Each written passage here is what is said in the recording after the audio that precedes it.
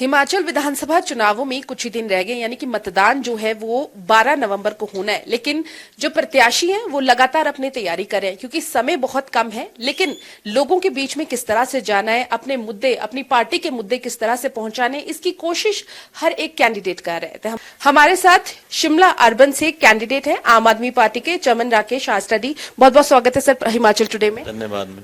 चुनावों के लिए समय बहुत कम रह गया है और जिस पार्टी से आप इस बारी चुनाव लड़ रहे हैं, ये पार्टी एक तरह से कहीं तो हिमाचल में नहीं है। लोगों का रिस्पांस किस तरह से मिला आपको?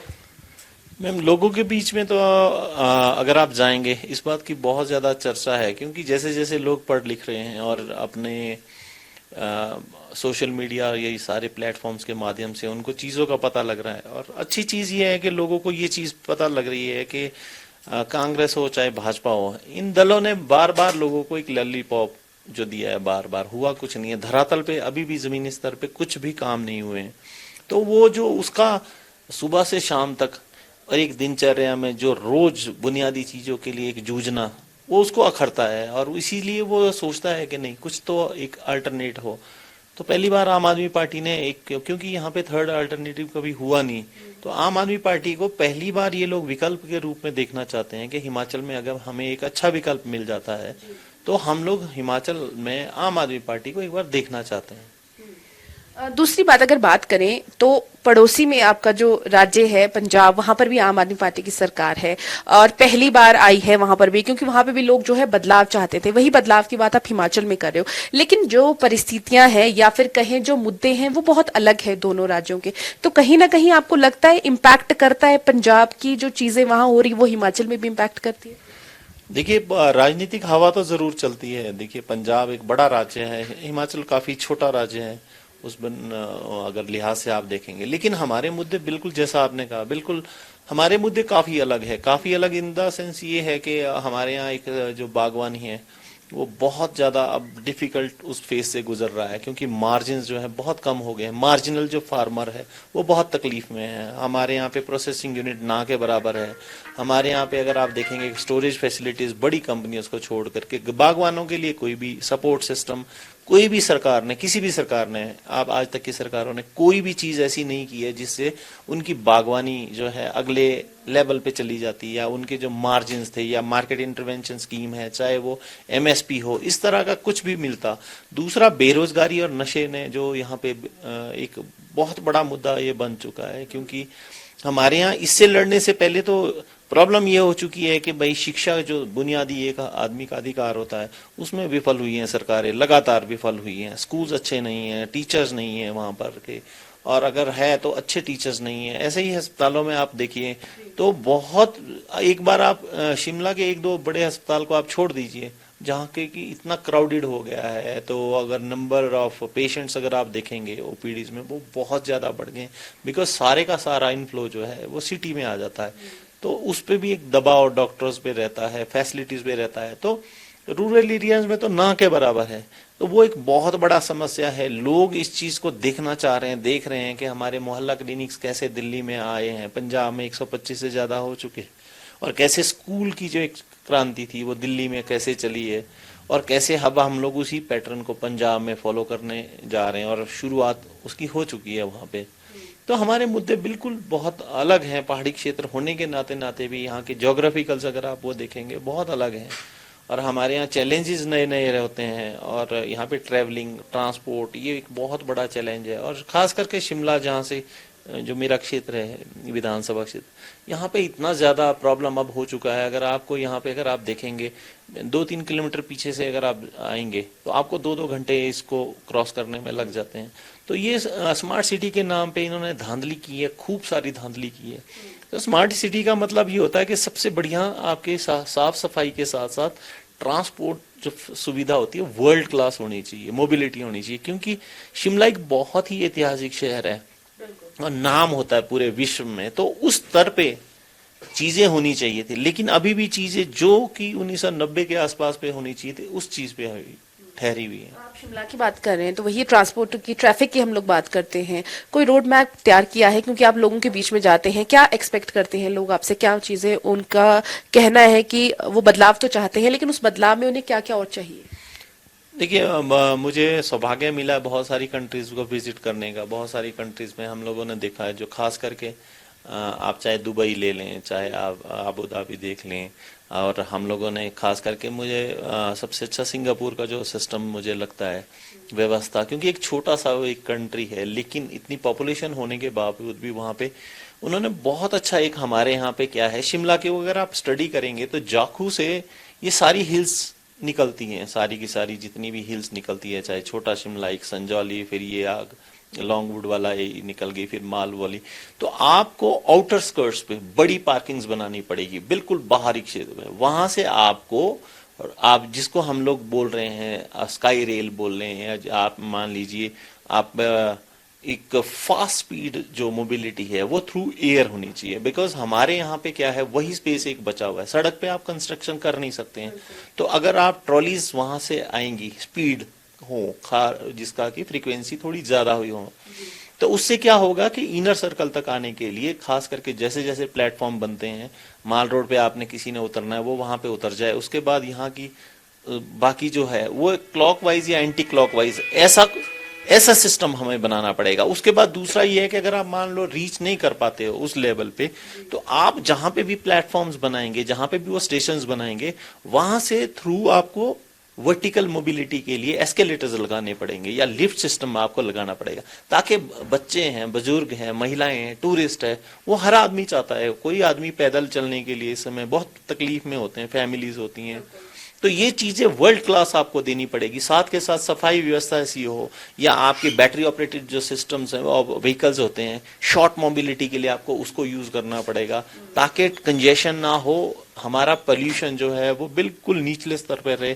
नंबर ऑफ व्हीकल्स जो है बहुत ज्यादा हो गए हैं, बहुत ज्यादा ट्रैफिक हो गया है, बच्चे परेशान हो जाते हैं स्कूलों में जाने के लिए, ट्रैफिक में इतने लोग परेशान हो जाते हैं, ऑफिस टाइम से नहीं पहुंच पाते हैं। तो आप जो मैन आवर्स लॉस्ट हो रहे हैं, साथ में एक जो फ्यूल वेस्ट हो रहा है, पोल्यूशन का जो कारण बन रहा है, वो एक बहुत बड़ी समस्या है, जिसको कि ये फोर्स ही नहीं कर पाया। और इन्होंने किया क्या है, स्मार्ट सिटी के नाम पे जो हमारी सड़कें थी उसी पे पेडेस्ट्रियन पाथ बना दिया है। और मैं आपको दावे के साथ कह सकता हूं, ऐसे ऐसे पेडेस्ट्रियन पाथ उन्होंने बनाए हैं जिसपे कोई चलेगा ही नहीं कभी।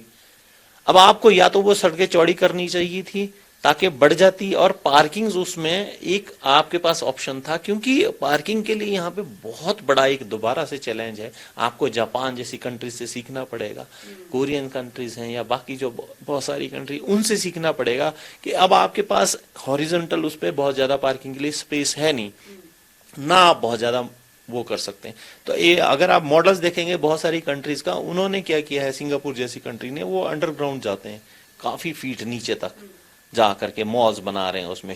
तो इस तरह की आपको टेक्नोलॉजी लानी पड़ेगी जिसमें आप उसको हाइट को एक एडवांटेज के तौर पे लें, उसमें आपकी पार्किंग सुविधा हो, लोगों को कम से कम तकलीफ हो। गाड़ी शिमला में आपके लिए सबसे बड़ा चैलेंज अब ये हो चुका है कि अगर आप घर से निकलते हैं तो जाएंगे कहाँ, गाड़ी का पार्किंग के लिए आपके पास स्पेस है नहीं, फैमिलीज के साथ आप जाते नहीं हो, टूरिस्ट आता है वो एक दिन रुकता है वापस चला जाता है, उसको ढेर सारी प्रॉब्लम्स हो जाती।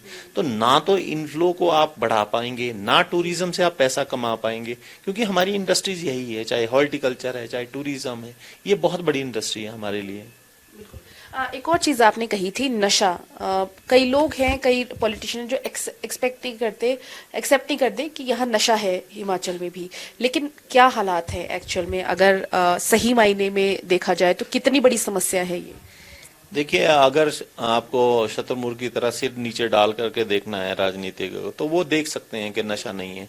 लेकिन अगर आप मुझसे पूछेंगे, आप इसको हम लोग सुबह शाम देखते हैं कि किस तरह से यहाँ के युवक जो हैं बुरी तरह से हर तरह के नशे में फंसे हुए हैं। इतना ज्यादा ये नशे का जो कारोबार है ये फला फूला है पिछले 5-6 सालों में, हद से ज्यादा। इसमें बच्चे, स्कूल के बच्चे वो बर्बाद हो गए हैं, पेरेंट्स इतने दुखी हैं। अगर आप रिहेबिलिटेशन सेंटर्स में आप देखेंगे, इतनी भीड़ है, वो सरकार ने कोई भी जिम्मेवारी अपनी उठाई नहीं है।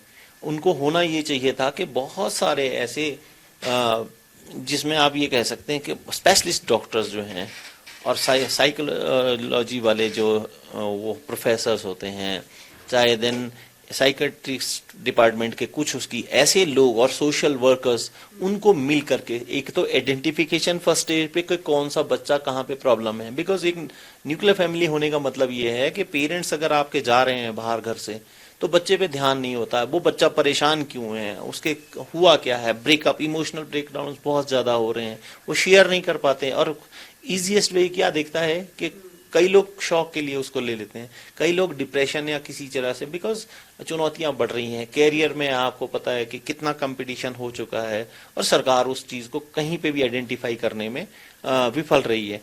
अब वो बच्चा एक अपने लिए सॉफ्ट वो देखता है और उसको नशे के रूप में वो मिलता है। अब उसने जब एक बार उस राह को चुन लिया अपने लिए या उस रास्ते पे पकड़ लिया तो उसके पास कोई भी रास्ता नहीं है जो कोई जा करके उसको हाथ पकड़ के बिठाए कि भाई तुझको तकलीफ क्या है, मैं तेरे साथ हूँ, या उसके स्किल के लिए उसको फोकस करवाए कि भाई तू अपना ये स्किल आइडेंटिफाई कर। या स्पोर्ट्स जैसे हैं, यहाँ बच्चों के लिए एक पार्क तक भी ढंग का ऐसा नहीं है जो वहाँ पे बच्चे खेल सकें। आप स्पोर्ट्स की तो बात छोड़िए, तो स्टेडियम्स हमारे यहाँ होने चाहिए थे बच्चों के लिए और हमारे यहाँ यूथ के लिए। जितने भी ये जिम्स हैं, अब ये देखिए इनके, देखिए कि जी ओपन जिम सेंटर्स खोल रहे हैं और शिमला में आपको बर्फ और ठंड और बारिश का सबको पता है कि क्या हालत है। वो एक साल बाद आप प्लीज उनको देखिएगा, पूरी तरह से वो खत्म हो चुकी होंगी, आधे अधूरे। इनको बस एक उद्घाटन करने का बहुत शौक रहता है और पैसा पानी की तरह बहाने का बहुत शौक है। कोई भी स्कीम्स आती है, कुछ भी आती है, कहीं पे भी कोई भी ऐसा कोई उनके ऊपर बॉडी नहीं बिठाई जाती है जो मॉनिटरिंग कर सके।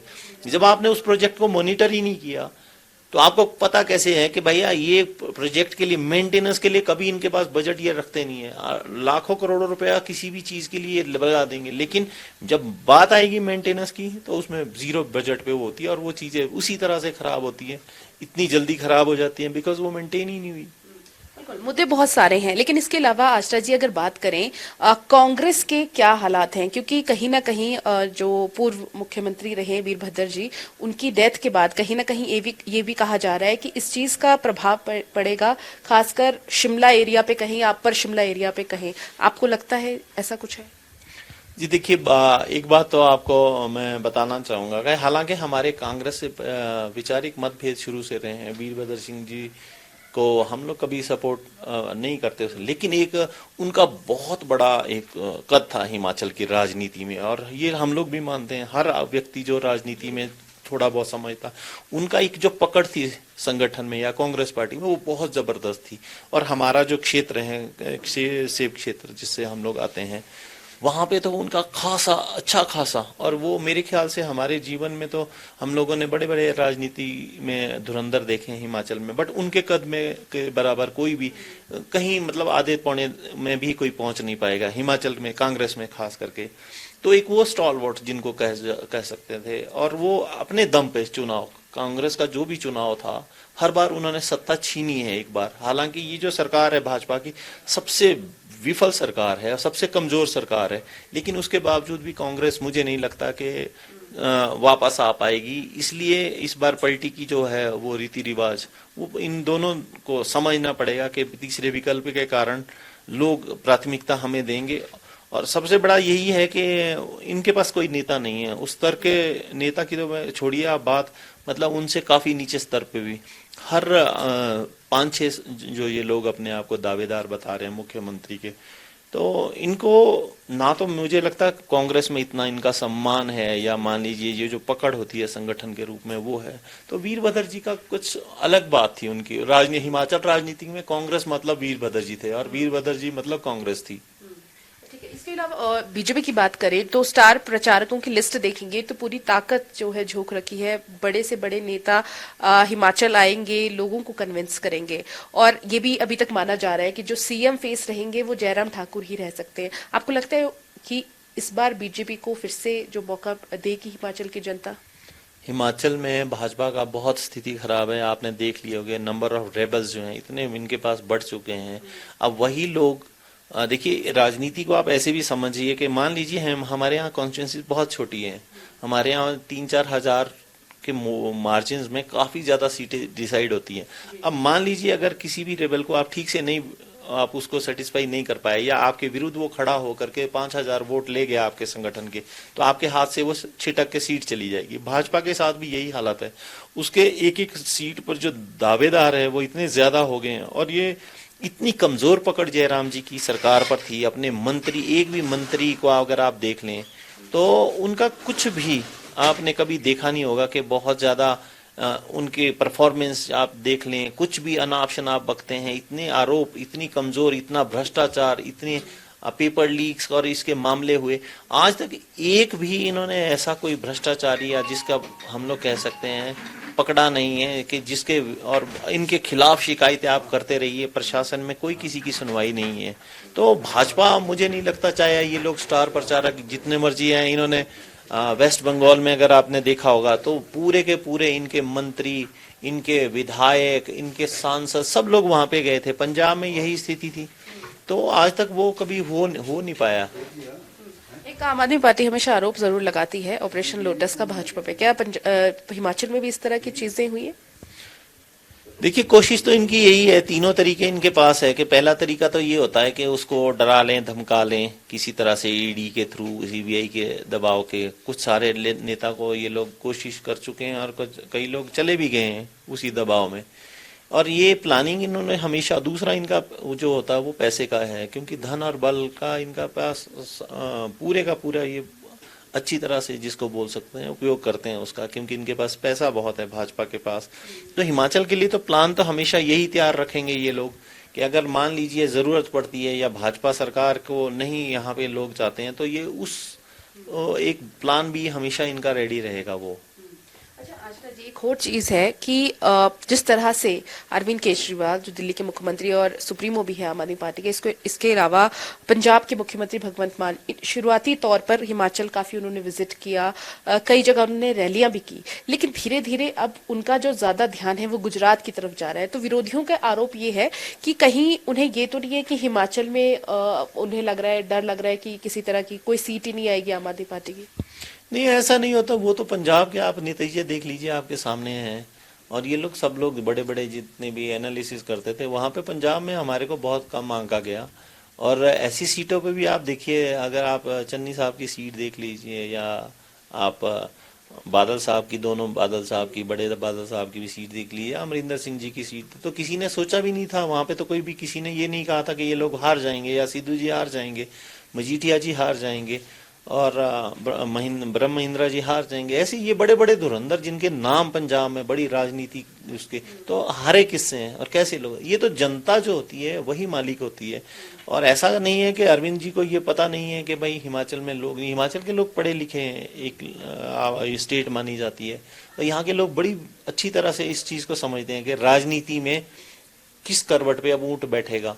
तो ये साइलेंट जो नीचे एक तरह से वेव है वो उनके, अब हाँ, ओपनली लोग नहीं आते हैं। एक चीज मैंने और देखी है कि जैसा पहले होता था कि एक अलाइनमेंट पहले ले लेते थे, वो नहीं है। वो लोग धीरे धीरे जैसे जैसे पढ़ रहे हैं और इस चीज को ध्यान से देखते हैं कि हमें किसके साथ जाना है।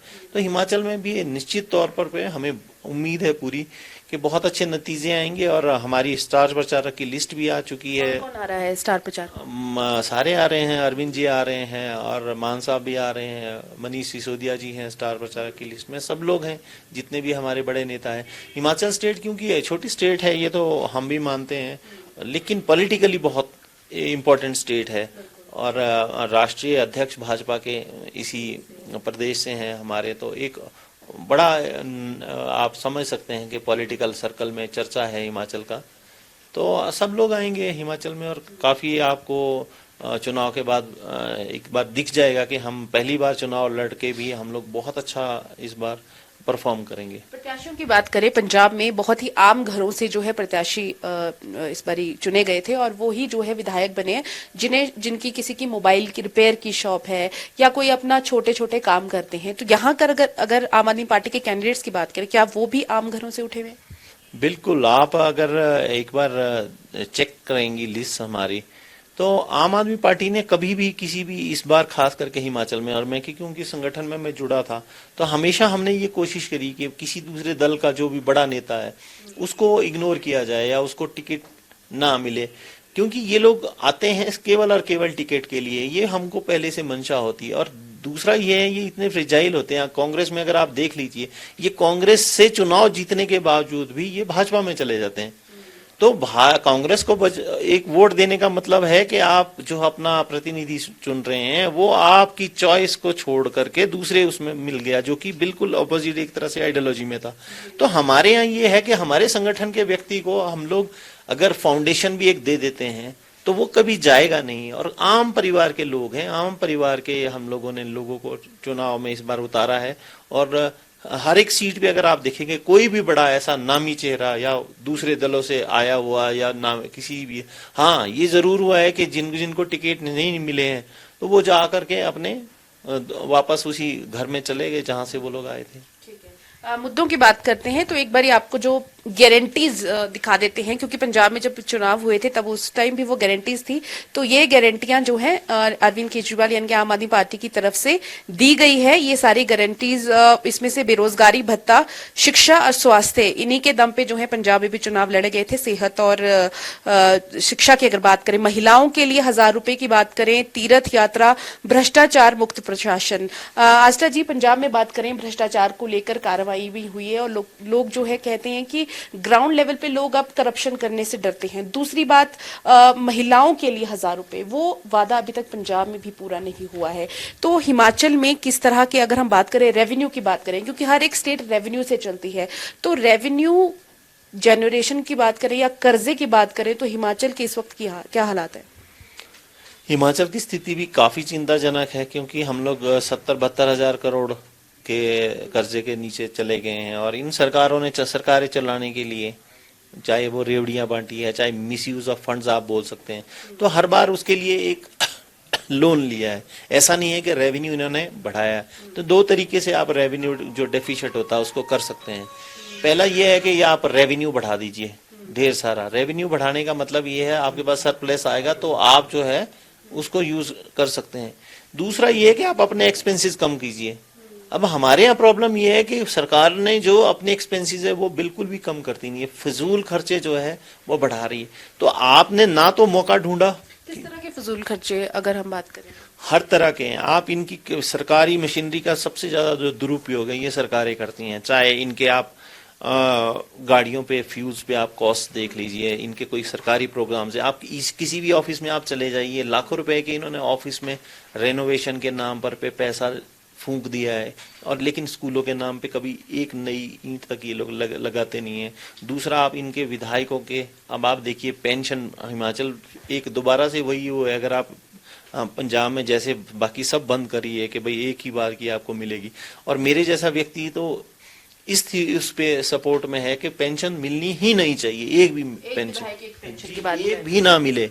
तो लेकिन ये बार बार उसी सरकारी खजाने पर ये लोग बार बार, और यहाँ पे बनती कैसी है, कोई चीज बनती है उसको बनाने के बाद इनको पता होता है कि ये 3 या 4 साल बाद ये चीज टूटनी है या तोड़नी पड़ेगी, तो उसको दोबारा उस बजट को वहां पे यूटिलाइज करके उसको खाते हैं। और मान लीजिए कोई 3 करोड़ की सड़क बन रही है, कभी भी जा करके ना तो उसका कोई सोशल ऑडिट हुआ, ना डिपार्टमेंटल इंक्वायरीज होती है कि इसमें मटेरियल क्यों अच्छा यूज नहीं हुआ, वो पैसा गया कहाँ। जो चीज 1 करोड़ में बननी थी उसको आपने 3 करोड़ में बनवा दिया, और वो भी क्वालिटी आपने कॉम्प्रोमाइज कर दी है। अब वो रिपेयर के नाम पे उसमें पैसा खाया जाएगा, मेंटेनेंस के नाम पे पैसा खाया जाएगा। तो ये बहुत ज्यादा मिसयूज जो है हर तरह से होता है। अस्पताल में अगर आप देखिए, अभी तक जेनरिक जो मेडिसिन की बात करते थे या उसकी, वो सारे शॉप्स बंद हैं, वहां पे कुछ नहीं है और लूटा जा रहा है लोगों को, गरीब लोगों को। वहां पे दवाइयां तक बेचारों को इतनी महंगी खरीदनी पड़ती है। अब दूसरा जो एक्सपेंसेस आप देखेंगे, आप सरकार का सबसे बड़ा एक दायित्व ये भी होता है कि वेलफेयर स्टेट होने के नाते उन्हीं चीजों पे फोकस ज्यादा रहे जिन चीजों पे आपने लोगों को सुविधाएं देनी है। तो वो जब तक आप शिक्षा पे बजट नहीं बढ़ा पाएंगे, या जब तक आप अस्पतालों पे बजट नहीं बढ़ा पाएंगे और सड़कों पे, अच्छी सड़कों के लिए काम नहीं करेंगे, उसके सिवाय जो फिजूल खर्चियां, बहुत सारी ऐसी फिजूल खर्चियां हैं जिसको आप कम कर सकते हैं, खत्म कर सकते हैं। फिर बोर्ड्स और कॉरपोरेशंस में ऐसे ऐसे बैठे हुए हैं कि आज तक वो नफा में कभी आए ही नहीं, हमेशा नुकसान में रहे। तो जबकि बोर्ड्स में तो एक जिम्मेवारी ये होनी चाहिए थी, अगर आपने उसका गठन किया है तो उनके ऊपर एक मॉनिटरिंग कमेटी ऐसी हो, या मान लीजिए आपके अच्छे मिनिस्टर्स हैं, उनको असाइन कीजिए, उनकी एक जवाबदेही होनी चाहिए कि क्यों इतने वर्षों बाद भी ये बोर्ड्स और कॉर्पोरेशन जो है प्रॉफिट में नहीं आ पा रहे। एग्जांपल मैं आपको देता हूं कि हमारे यहाँ पे जंगल जो है फ्री में है, ठीक है, हिमाचल स्टेट में, लेकिन फिर भी फॉरेस्ट कॉर्पोरेशन घाटे में चलती है, मुफ्त की। जबकि आपको और मुझे अगर 1 क्यूबिक फीट भी लकड़ी लेनी है तो आपको पता है कि बाजार की क्या कीमत से हमें मिलेगी, उसको ये लोग पूरा कर रहे हैं। फिर टूरिज्म, हम लोग ढाबे की चाय 10 रुपए में ठेले में वाला बनाता है, वो प्रॉफिट में है, और इनके यहाँ पर पे 40 रुपए 50 रुपए की चाय बिकती है, फिर भी कॉर्पोरेशन घाटे में। तो ये हर तरह के उसमें ऐसा नहीं है कि बड़ी छोटी छोटी। अब ट्रांसपोर्ट में अगर आप देखेंगे, बहुत सारे रूट्स पे माना जा सकता है कि इनको ठीक है, एक मजबूरी में चलाने पड़ सकते हैं, लेकिन बहुत सारे ऐसे रूट्स हैं इनको जो प्रॉफिटेबिलिटी, जहां से प्रॉफिट्स इनको आते हैं। तो आपको स्क्वेयर ऑफ करने के लिए यही होगा कि आप एक ऐसा मॉडल बनाएं, ऐसा रूरल में जो है ऐसे लोगों को मौका दीजिए जहां पे बेरोजगारी की भी एक समस्या खत्म हो जाए, उनको आप रूट्स दे दीजिए। जहां पे आपको लगता है कि नहीं हम लोग बहुत अच्छा कर पा रहे हैं, वहां पे भी एक पार्टनरशिप, प्राइवेट पार्टनरशिप के तहत आप लीजिए। बस मैनेजमेंट जो है जहां पर पे उसको ठीक से करिए, और बाकी दूसरे जो है नेटवर्क्स हमारे रोड के सिवाय उसको एक्सप्लोर करने के लिए अभी तक भी बहुत ज्यादा कोई प्रयास हुआ नहीं है। तो ये बहुत सारे, मतलब इतने सारे मुद्दे हैं, इतनी सारी संभावनाएं हैं, हिमाचल को इतना खूबसूरत भगवान ने बनाया है, और इतनी हम लोग एक तरह से देवभूमि ये लोग कहते हैं, लेकिन आज की डेट में शराब और माफिया, ठेकेदार, ये गठजोड़ और एक इंडस्ट्री चलती है पूरी की पूरी, केवल और केवल एक ऊपर से नीचे तक अगर आप देखेंगे अधिकारी से लेकर के एक सेट वो बैठ जाता है। फिर उसमें हरासमेंट, आपको कोई छोटा भी काम करवाना है तो आपको एक सबसे छोटे एक कार्यकर्ता के थ्रू वो जाना पड़ेगा, फिर उससे बड़े वाले नेताजी के पास, फिर वो विधायक जी के पास, फिर उनकी पर्ची, उनकी फिर आप सिफारिश लेके मंत्री जी के दरबार पे आप अपना दरबार लगाएंगे। तो ये आप बताइए कि कर्मचारियों को ये सब करना चाहिए, क्यों उनका उत्पीड़न होता है? 5 साल बस बदला और बदली। आपने वोट नहीं दिया है भाजपा को तो आपको सबसे पहले उसका बदला कि आपकी बदली यहाँ पे की जाएगी, वहां पे की जाएगी। तो कर्मचारियों का उत्पीड़न है, युवाओं के साथ इन्होंने धोखा किया है, रोजगार की समस्याओं को कोई निदान ये लोग आज तक नहीं दिला पाए हैं। महिलाओं की सुरक्षा की बात हो रही है, आप देखिए महिलाओं के कितने आज की डेट में, हिमाचल में कभी होता नहीं था ये चीजें, जो आकर अब आप देख रहे हैं एक तरह से चुनौती बन चुकी हैं कि उनकी सुरक्षा का मामला है। और ऐसे ही क्राइम, हिमाचल में कभी भी बहुत ज्यादा ऐसा क्राइम था नहीं, तो अब आप देखेंगे नए नए रूप में क्राइम हो रहे हैं, और इनके तो लोग मतलब कुछ भी बोल रहे हैं। अभी कुछ दिन पहले आपने देखा होगा कि वीडियो देख रहे हैं, भाई साहब वो धमका रहे हैं, इनके बड़े मतलब एक जिम्मेवार नेता है, और वो कह रहे हैं कि हम तो किसी की गला काटने तक में भी भैया गुरेज नहीं करते हैं। तो ये बताइए, ये लोग देश चलाएंगे? ऐसे लोगों के पास देश रहना चाहिए। तो हमारी बहुत बुनियादी चीजें हैं जिनके लिए हम लोग लड़ रहे हैं। बुनियादी हमारे ये सवाल है कि भाई सरकार ऐसी नहीं चलनी थी, जो ये कर रहे हैं वैसी तो बिल्कुल नहीं होनी चाहिए। 72,000 करोड़ का आपने कर्जा बताया, अगर सरकार आ जाती है आम आदमी पार्टी की, तो सबसे पहले क्या प्लान्स हैं, किस तरह से इनकम जनरेट करके इस सारे गारंटियां पूरी की जाएंगी? देखिए मैम, इसके लिए आपको बड़ा एक रोड में बड़ा वाइडली आपको सोचना पड़ेगा। एक पहला, आपके बड़े क्षेत्र कौन से हैं जीडीपी में? जैसे मान लीजिए बागवानी एक बहुत बड़ा एक वो है, 14% हमारी जीडीपी जो है किसानी और बागवानी से आती है, क्योंकि सेब जो है एक ऐसा वो है हमारे पास प्रोड्यूस, जिससे ना केवल हमारे ऊपरी जो क्षेत्र, जो जिसको ऊपरी शिमला क्षेत्र का चाहिए, यहाँ के लोगों का एक बहुत ही अहम हिस्सा है अपनी आजीविका को कमाने का। बल्कि अगर आप इसको बढ़ाएंगे, अभी हम लोग बहुत ज्यादा 4,400 से लेकर के 5,000 करोड़ के बीच बीच में ये इकोनॉमी है। अब वही आदमी जिसका सेव होगा, वही जा करके जब सेव पे उसके पास पैसा आएगा, वही ज्वेलरी खरीदेगा, वही सूट खरीदेगा, वही उसी से हर चीज में आपको जीएसटी मिलेगा, उसमें स्टेट का भी शेयर है। तो आपको इकोनॉमी बढ़ाने के लिए मान लीजिए एक एज अ इंडस्ट्री इसको ट्रीट करना पड़ेगा, full fledged industry. If you are able to increase it even by 5% और 10% एवरी ईयर, तो अब आप देखिए ये इंडस्ट्री कहाँ पहुंचेगी। दूसरा, टूरिज्म के नाम पे आपको नेटवर्क्स खोलने पड़ेंगे, आपको एयर जो वो टूरिज्म है, देन पिलग्रिमेज हमारे पास है 30 स्थानों वाला जिसको है, उसकी स्पेशल बसेस हमारे को स्पेशल पैकेजेस चलाने पड़ेंगे। देवी दर्शन की वो है, वो बड़े बड़े स्पॉट्स हैं, उनको आपको वो करना है। फिर रूरल तक आपको टूरिज्म को ले जाना है। आज की डेट में लोग क्या पसंद करते हैं कि मैं आऊं और अपने भैया शहर बहुत देख लिए है, आप चाहे दिल्ली है, मुंबई है, सब लोग मॉल्स में सब कुछ देखते हैं, लेकिन उनको ठंडी हवा देखनी है। तो आपको वापस जा करके गांव की ओर इस टूरिज्म को ले जाना होगा, जहाँ पे अच्छे लोग जो है जा करके अच्छा एक हॉलीडे जो है मनाना चाहते हैं सुख शांति से, तो उससे रेवेन्यू आपकी जनरेट होगी। देन इंडस्ट्रीज फोकस करना होगा, जो इंडस्ट्रीज ऐसी इंडस्ट्रीज हैं जो पोल्यूशन फ्री इंडस्ट्रीज हो, उसी में आप लोग एज डेटा सेंटर से देखिए। मैं जैसे पढ़ रहा था, यूपी जो है बहुत बड़ा एक कंट्रीब्यूटर हो चुका है, वहाँ पे सबसे ज़्यादा डेटा सेंटर्स वहाँ पे लग रहे हैं, जबकि हमारे यहाँ लगने चाहिए, क्योंकि हमारे पास बिजली बिल्कुल सस्ती है।